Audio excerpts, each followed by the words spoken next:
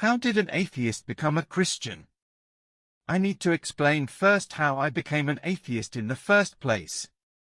I was brought up in the Anglican Church, at the Anglo-Catholic end of the church. Incense and sung Mass and the English hymnal. We learned the teachings of the Christian faith at school, and I simply took them for granted. In my last years at school, though, I was beginning to question how much of them I really believed. I was becoming skeptical about the miraculous element, especially resurrection, and my commitment was gradually getting watered down.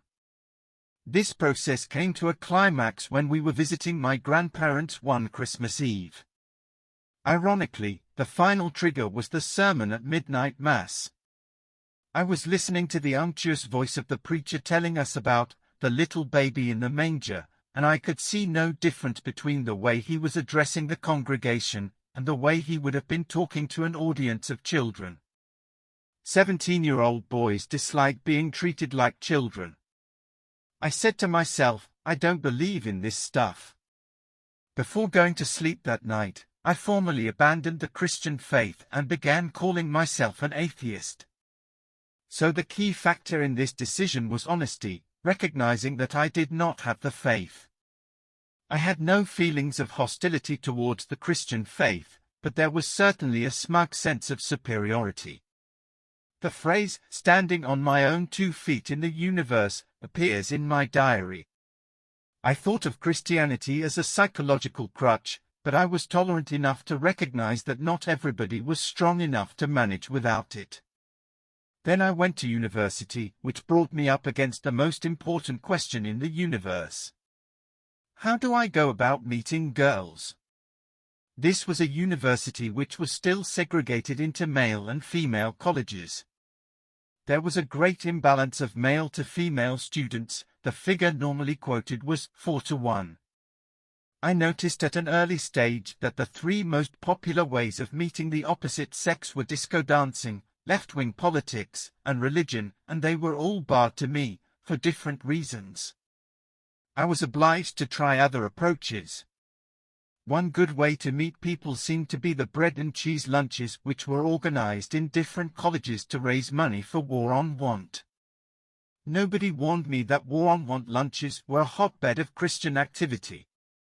That was how I found myself, one afternoon, having coffee with a girl who then set about presenting the case for the Christian faith. She wasn't the first person to make the attempt, but in this particular case I was interested in following up the argument. The meetings continued, though she was shrewd enough to guess that we were following different agendas, as my diary records.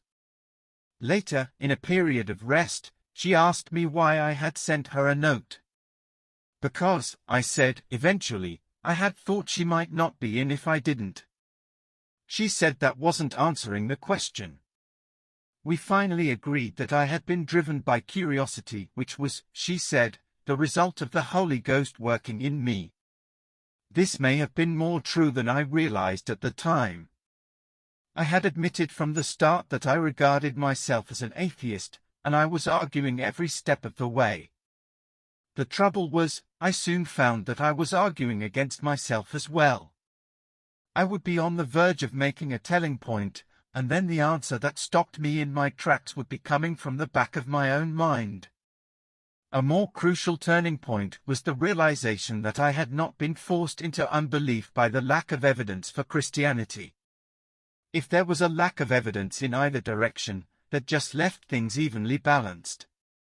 The real deciding factor had been personal preference. Unbelief was a much more comfortable, less demanding option, and that was my reason for choosing it. Once again, this was the moment of honesty. If my unbelief was a personal preference, it took away the defense that I could not help not believing. If I was held accountable for making the wrong choice, there wasn't any answer I could give. This process came to a climax when I took back to my room and began reading the book she had lent me. It was My God is Real, by David C. K. Watson.